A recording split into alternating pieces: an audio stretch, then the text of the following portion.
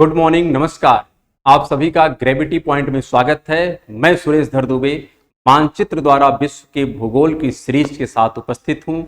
यह जो सीरीज है यह विशेष तौर पर देखा जाए तो सभी महाद्वीपों की हम लोग क्रमबद्ध तरीके से अध्ययन करेंगे, जिसके अंतर्गत उत्तरी अमेरिका, दक्षिणी अमेरिका, एशिया, यूरोप, अफ्रीका या कहा जाए अंटार्कटिका, सभी महाद्वीपों के जो कुछ महत्वपूर्ण तथ्य हैं उस पर हम लोग चर्चा परिचर्चा करने के लिए क्रम से समय समय पर आपके साथ उपस्थित रहेंगे। हम अपेक्षा करते हैं कि आप लोग स्वस्थ होंगे, मस्त होंगे और अपनी पढ़ाई बेहतर तरीके से कर रहे होंगे। हमारी एक साथ देखा जाए तो 2 सीरीज चल रही है। एक ऑडियो के माध्यम से आपको पूरा प्रैक्टिस सीरीज मिल रही है जो टीजीटी पीजीटी से संबंध रखती है। साथ में एक दूसरी भी सीरीज हम चला रहे हैं जिसमें विशेष तौर पर मानचित्र के माध्यम से पूरे विश्व के भूगोल का हम लोग डिस्कशन करेंगे।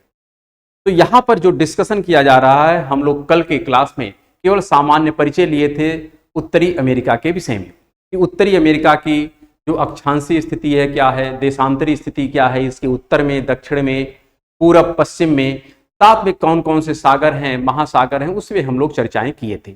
आज का जो क्लास है देखा जाए तो यह विशेष तौर पर जो यहाँ पर हम लोग डिस्कशन करेंगे, यहाँ पर कुछ अब प्रमुख जो झीलें हैं इसकी चर्चा की जाएगी और साथ में कुछ यहाँ पर स्ट्रेट है उसकी हम लोग चर्चा यहाँ पर करेंगे।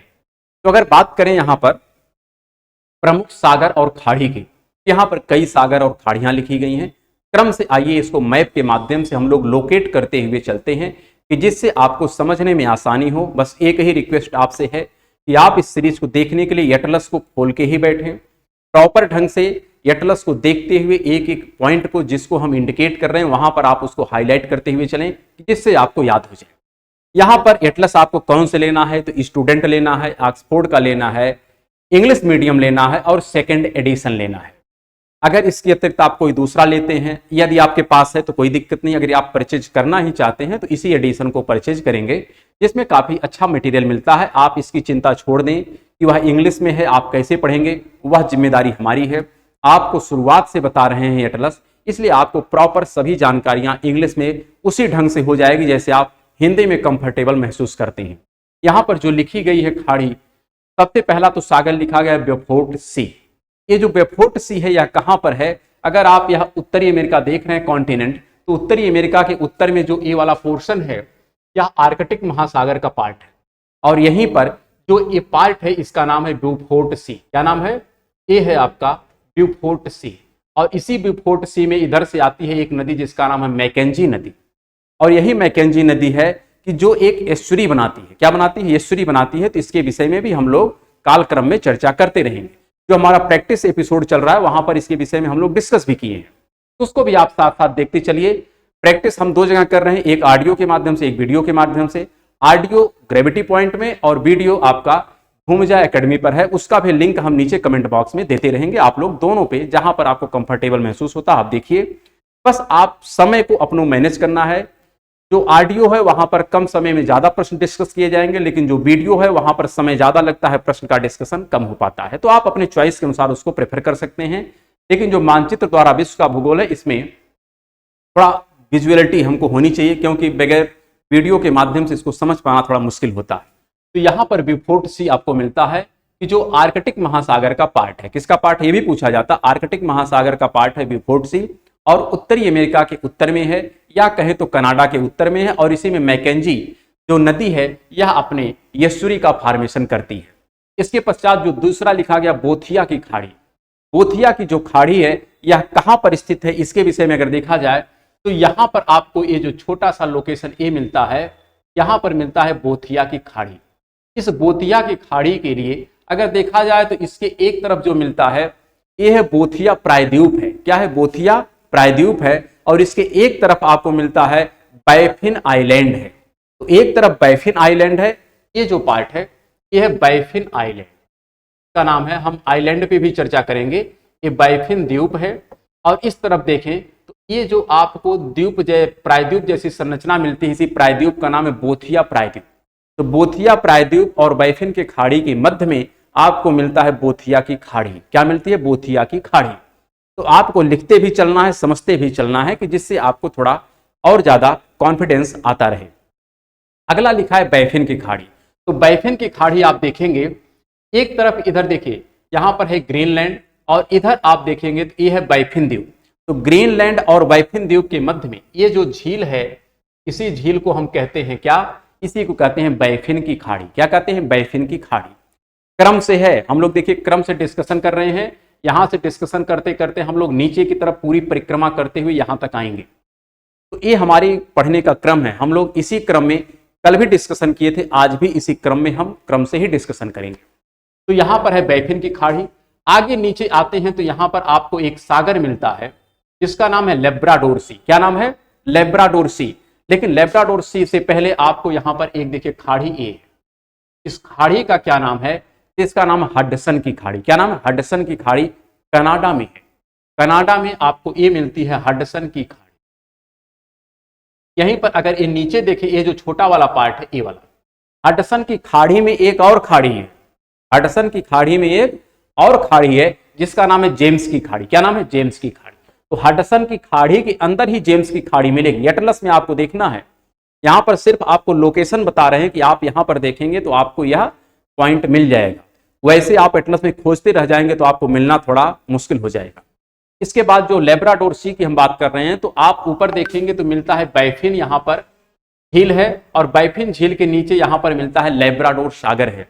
ये जो लेब्राडोर सागर है, यहां पर आप देखेंगे तो यह लेब्राडोर एक स्टेट है जो कनाडा का है। इसी लेब्राडोर स्टेट के बगल में आपको मिलता है लेब्राडोर सी। और इसी आधार पर हम लोग जब पढ़ते हैं जलधारा, तो एक लेब्राडोर की ठंडी जलधारा आती है और उसी जलधारा में जो हिम का बड़ा सा शिलाखंड आया था जिससे टाइटैनिक जहाज टकरा करके डूब गई थी, तो वह घटना भी कहीं ना कहीं यहीं पर हुई थी, क्योंकि यहीं से आ रहा था, लेब्राडोर से ही सागर से बह करके एक आ रहा था हिमनद और उसी से आपकी टाइटैनिक जहाज टकराई भी थी। तो लेब्राडोर यहां पर सागर है। लेब्राडोर कह सकते हैं एक स्टेट है कनाडा का।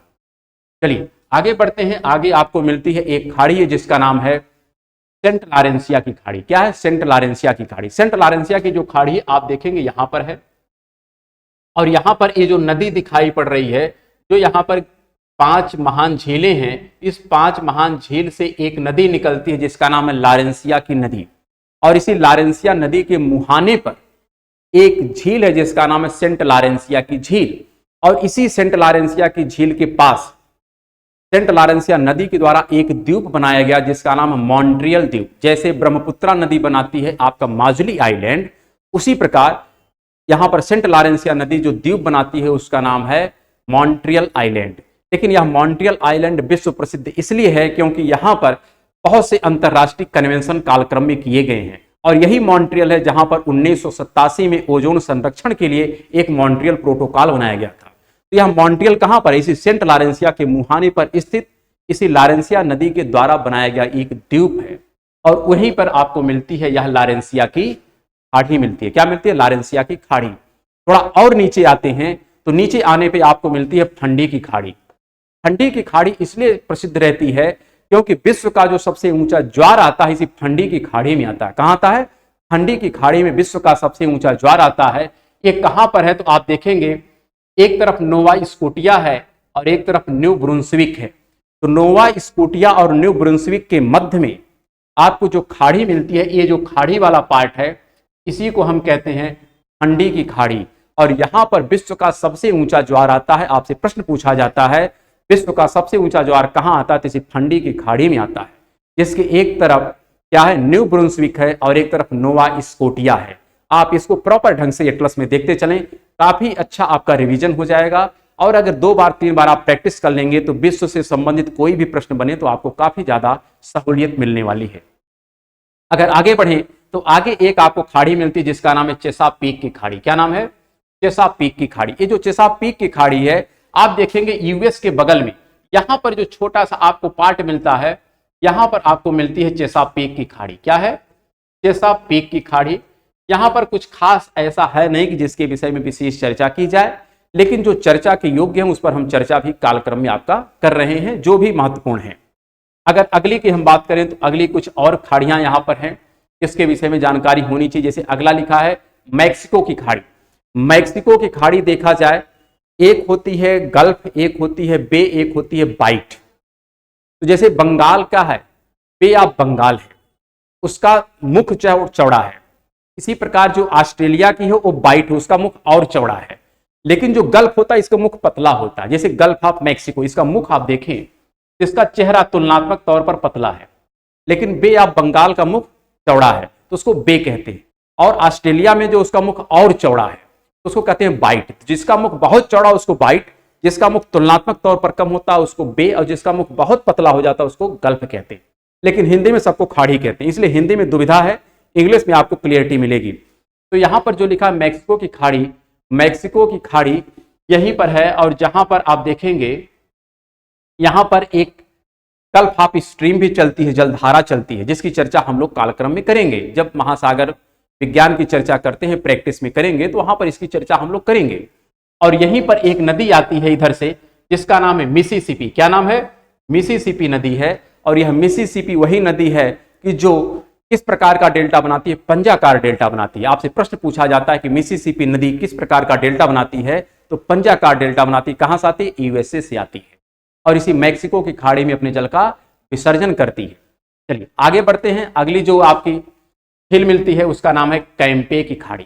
ये जो कैंपे की खाड़ी है ये भी काफी चर्चा में, जैसे हडसन की खाड़ी में यहां पर आपको मिली थी जेम्स की खाड़ी, उसी प्रकार मैक्सिको की खाड़ी में एक खाड़ी है और उसी का नाम है कैंपे की खाड़ी। वो आपको इस नीचे वाले पार्ट में मिलती है। कहां मिलती है? इस नीचे वाले पार्ट में मिलती है। अगर इसको हम हटा दें पूरे को तो कह सकते हैं ये जो नीचे वाला पार्ट है यहीं पर आपको मिलती है कैंपे की खाड़ी। क्या मिलती है? कैंपे की खाड़ी। तो आप प्रॉपर ढंग से लोकेट करते चले और देखते चले। कभी काल पूछा जाता है कि ऐसी कौन सी झील है जो झील के अंदर झील है, तो आपकी जेम्स मिलती है, हडसन के मध्य में है, कैंपे मिलती है जो मैक्सिको के नीचे ही मिलती है। अगली अगर बात करें तो अगला मिलता है डैरियन की खाड़ी। क्या मिलती है? डैरियन की खाड़ी। डैरियन की जो खाड़ी है वो आपको यहां पर मिलती है। ये आपकी है डैरियन की खाड़ी। अच्छा, डैरियन की खाड़ी से पहले इसको अभी हटाते हैं। पहले आप देखिए यहां पर लिखा है कैरेबियन सी। क्या लिखा है? Caribbean sea. तो यहां पर ये जो पार्ट है पूरा, ये सागर का जो पार्ट है ये है कैरेबियन सी, और ये अटलांटिक महासागर का पार्ट है। किसका पार्ट है? अटलांटिक महासागर का पार्ट है। यहां पर आपको ग्रेटर एंटिलीज, लेसर एंटिलीज मिलते हैं, जिसकी चर्चा कल हम लोग आपसे किए थे।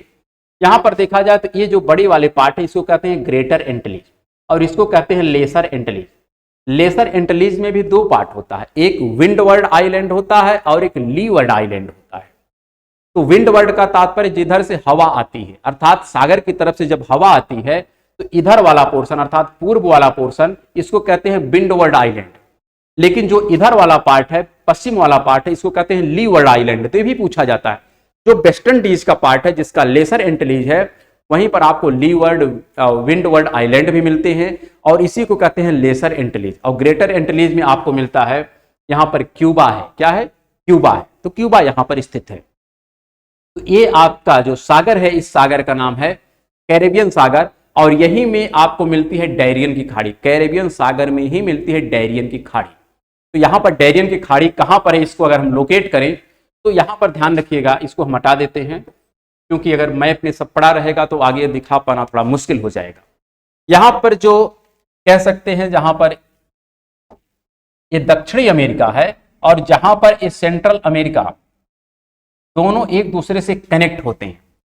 दक्षिणी अमेरिका और सेंट्रल अमेरिका जहां पर कनेक्ट होते हैं, अर्थात पनामा सिटी, जो पनामा एक देश है, यहीं पर आपको मिलती है जो खाड़ी, इसका नाम है डैरियन की खाड़ी। क्या नाम है? डैरियन की खाड़ी।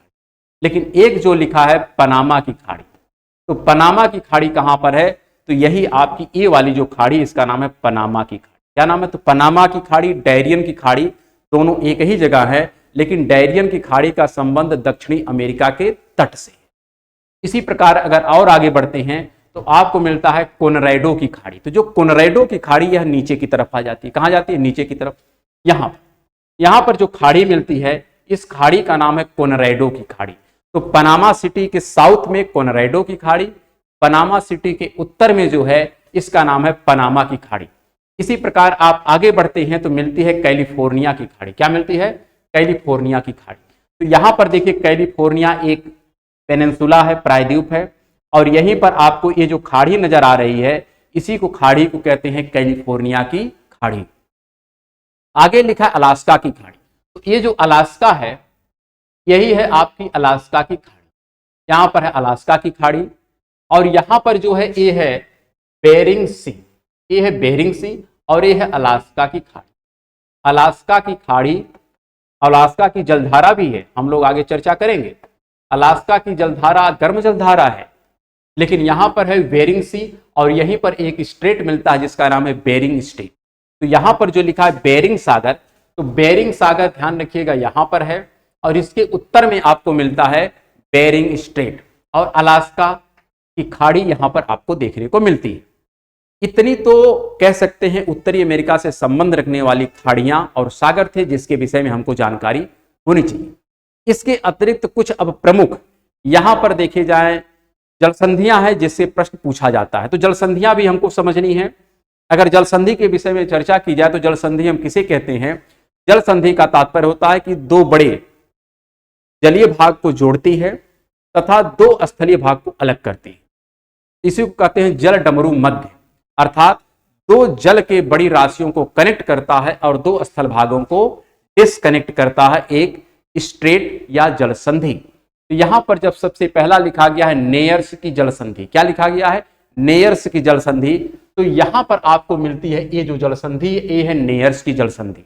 इसके एक तरफ आप देखेंगे ग्रीनलैंड मिलता है और एक तरफ ये जो द्वीप है इसको कहते हैं एलिस मेरे द्वीप। क्या कहते हैं इसको? इसको कहते हैं एलिस मेरे। इसकी भी चर्चा हम लोग कल के क्लास में करेंगे। यहां पर एलिस मेरे द्वीप है और इस तरफ है ग्रीनलैंड।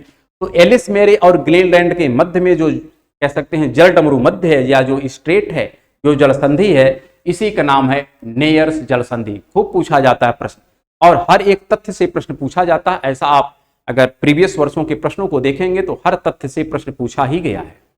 अगला लिखा गया है डेविस की जलसंधि। यह भी पूछा जाता है कि विश्व की सबसे चौड़ी जलसंधि कौन सी? तो डेविस ही है। डेविस जो है विश्व की सबसे चौड़ी जलसंधि है। यह कहां पर है? तो ये जो पार्ट आपको दिखाई पड़ रहा है यही आपकी है डेविस की जलसंधि। तो डेविस की जलसंधि किसके किसके मध्य में है? तो एक तरफ बैफिन या द्वीप है और एक तरफ है ग्रीनलैंड। तो बैफिन द्वीप और ग्रीनलैंड के मध्य में जो जलसंधि है यह किसको किसको अलग करती है पूछा जाता है। तो बैफिन द्वीप और एक तरफ ग्रीनलैंड किसको किसको जोड़ती है? तो यहां पर बैफिन की खाड़ी है, हम लोग अभी डिस्कस किए थे, और यहां पर है लेब्राडोर सी। तो लेब्राडोर सी को बैफिन की खाड़ी से जोड़ती है बैफिन स्ट्रेट। किसको अलग करती है? तो बैफिन द्वीप को ग्रीनलैंड से अलग करती है। ऐसा प्रश्न पूछा जाता है। जैसे नेयर्स किसको किसको जोड़ती है, किसको किसको अलग करती है? तो एलिस मेरे को ग्रीनलैंड से अलग करती है, जोड़ती किसको है? ऊपर आपको मिलता है आर्कटिक ओशन और नीचे यहां पे है बैफिन की खाड़ी। तो आर्कटिक ओशन को बैफिन की खाड़ी से जोड़ने का काम करती है नेयर्स जलसंधि। चलिए अगले पे, अगला लिखा गया हडसन की जलसंधि। तो हडसन जो यहां पर कह सकते हैं जो झील है, इसी हडसन के झील के पास आपको जो मिलता है यह आपको मिलता है यहां पर हडसन स्ट्रेट, हडसन जलसंधि। क्या मिलती है? हडसन जलसंधि जो हडसन खाड़ी को जोड़ती है किसको? तो यहां पर आपको मिलता है एक प्रकार से ये लेब्राडोर सी है। तो लेब्राडोर सी को ही हडसन की खाड़ी से जोड़ने का जो काम करती है उसका नाम है हडसन जलसंधि। इसी प्रकार अगला लिखा गया बेली द्वीप जलसंधि। क्या लिखा है? बेली द्वीप जलसंधि। ये जो बेली द्वीप जलसंधि अगर इसके विषय में हम चर्चा करें तो यह भी जलसंधि है और काफी सकरी है, जो आपको नजर आएगी यहां पर जब आप आते हैं तो यहां पर ये जलसंधि नजर आती है। और यह जलसंधि विशेष तौर पर अगर देखा जाए तो किसको किसको जोड़ती है और किसको किसको अलग करती है? तो यहां पर एक तरफ मिलता है न्यू फाउंडलैंड। क्या मिलता है? न्यू फाउंडलैंड। और एक तरफ आपको मिलता है लेब्राडोर स्टेट। तो लेब्राडोर जो स्टेट है और एक तरफ है आपका न्यू फाउंडलैंड। तो इन्हीं दोनों के मध्य में जो मिलती है जलसंधि उसका नाम है बेली द्वीप जलसंधि। अगला जो लिखा गया फ्लोरिडा की जलसंधि। तो फ्लोरिडा की जलसंधि यहां पर मिलती है, अर्थात ये फ्लोरिडा आपको द्वीप प्रायद्वीप मिलता है। तो फ्लोरिडा प्रायद्वीप है और यहां पर है आप जब यहां पर ये मैक्सिको की खाड़ी है और इधर आप देखते हैं तो अटलांटिक है। क्या है? अटलांटिक है। तो अटलांटिक महासागर को मैक्सिको की खाड़ी से जोड़ता है कौन? आपका फ्लोरिडा की जल संधि। और यहीं पर आपको मिलती है एक फ्लोरिडा प्रायद्वीप मिलता है और यहीं से एक जलधारा निकलती जिसको कहते हैं फ्लोरिडा की गर्म जलधारा। तो ऐसा प्रश्न कभी काल घुमा करके आपसे पूछा जाता है जिसके विषय में हमको जानकारी होनी चाहिए। बाकी चर्चाएं तो हम लोग कल के क्लास में कुछ डिस्कस भी किए थे, तो आपको हर क्लास को प्रॉपर ढंग से आपस में कनेक्ट करते हुए चलना है, तभी जाके बातें समझ में आएगी। अगर कल का क्लास अलग कर देंगे, आज का अलग कर देंगे, फिर जो आने वाले क्लास उसको अलग करेंगे, तो फिर बातें समझ में नहीं आएगी, क्योंकि सब आपस में इंटरलिंक्ड है। इसी प्रकार जो लिखा है यूकाटन जल संधि, यूकाटन जो जल संधि है, इधर आपको मिलता है, यह है आर्कटिक सागर और इधर है मैक्सिको की खाड़ी, और यहीं पर जो जल संधि है, इसी जल संधि का नाम है यूकाटन जल संधि, और इसी के आधार पर यूकाटन चैनल भी मिलता है, यूकाटन जलधारा भी मिलती है। यूकाटन मैक्सिको की खाड़ी को किसको किसको जोड़ता है, तो मैक्सिको की खाड़ी को आर्कटिक सागर से जोड़ता है। तो यह तथ्य भी ध्यान में रखना है। यही से आगे आते हैं तो जुआन डी फूका की जल संधि है। किसकी जल संधि है? जुआन डी फूका की जल संधि है। ये जो जुआन डी फूका जल संधि, यह भी काफी महत्वपूर्ण है। यह आपको कहां मिलती है? अगर आप इसको बहुत ध्यान से देखेंगे तो ये देखिए कनाडा का पार्ट है, ये कनाडा, और इसी कनाडा का यहां पर ये जो छोटा सा पार्ट दिखाई पड़ रहा है, यह वैंकूवर द्वीप, यह वैंकूवर द्वीप है। और यहां पर नीचे जो पार्ट है, ये आपको मिलता है यूएस का पार्ट है। क्या पार्ट है? यूएस का पार्ट है। तो कह सकते हैं यूएस के पार्ट को वैंकूवर आइलैंड से यहां पर अलग करता है, और उसी जल संधि का नाम है जुआन डी फूका। तो जुआन डी फूका आपको यहां पर मिलता है, इस तथ्य को ध्यान रखिएगा। और यह कनाडा तथा यूएस के बॉर्डर पर ही मिलता है, जिसके एक तरफ आपको मिलता है क्या? Vancouver island. क्या मिलता है? Vancouver island. यहीं पर अगर आगे बढ़ते हैं तो यहां पर जो जल संधि है, जो कह सकते हैं अलास्का को साइबेरिया से अलग करती है। कुछ समय पहले तक अलास्का भी साइबेरिया का ही पार्ट हुआ करता था, लेकिन वर्तमान में यह यूएस के आधिपत्य में है, ऐसा आपको पता भी होना चाहिए। और यही जल संधि कहीं न कहीं साइबेरिया को अलास्का से अलग करती है, और किसको किसको जोड़ती है, तो यहां पर आपको मिलता है बेरिंग सी है, और इधर मिलता है आर्कटिक ओशन। आर्कटिक ओशन को बेरिंग सी से जोड़ने का काम कौन करता है? तो ये बेरिंग स्ट्रेट करता है। तो इतनी जो चर्चाएं थी, इन चर्चाओं को आज हम लोगों ने डिस्कशन किया, जिसके अंतर्गत कुछ प्रमुख झीलें थी, कुछ प्रमुख सागर थे, और कुछ प्रमुख जलसंधियां थी, जिसके विषय में प्रश्न पूछे जाते हैं। शेष चर्चाएं हम लोग उत्तरी अमेरिका से संबंध रखने वाले तथ्यों पर कल करेंगे। तो फिर अब मिलते हैं कल के क्लास में, तब तक के लिए नमस्कार, धन्यवाद।